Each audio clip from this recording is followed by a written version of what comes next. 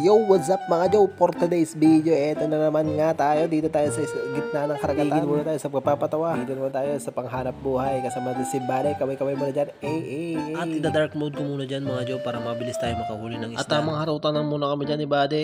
Sabi niya makahuli kaya tayo. Meron yan. Meron nga sa aklat eh. At first time nga pala natin mga Joe na sumama dito sa bangka. Grabe pala experience dito. Nakakahilo pero kulang. At after 6 months nga, nandito na kami ngayon sa Philippines. Grabe na yung tuwa ko dyan mga Joe. Hindi na paliwanag. Cannot be. At bumaba na rin si Ropa para timbangan si Bade. Parang feeling ko ngayon mga Joe, parang marami kaming mahuli kasi veterano tong dalawang to eh. Imagine ko na dyan mga Joe yung huli namin. Paano ba kung madami? Tapos malalaki pa no? Parang lulubog yung banga namin. Tapos nag-iisip-isip ako ng mga putahe kung paano lulutuin. Inihaw ba, prito, bangat, sinigang. Tapos yung mga ibang putahe pa sa isda, no? Yung mga sweet and sour. Grabe, ang sarap nun mga Joe.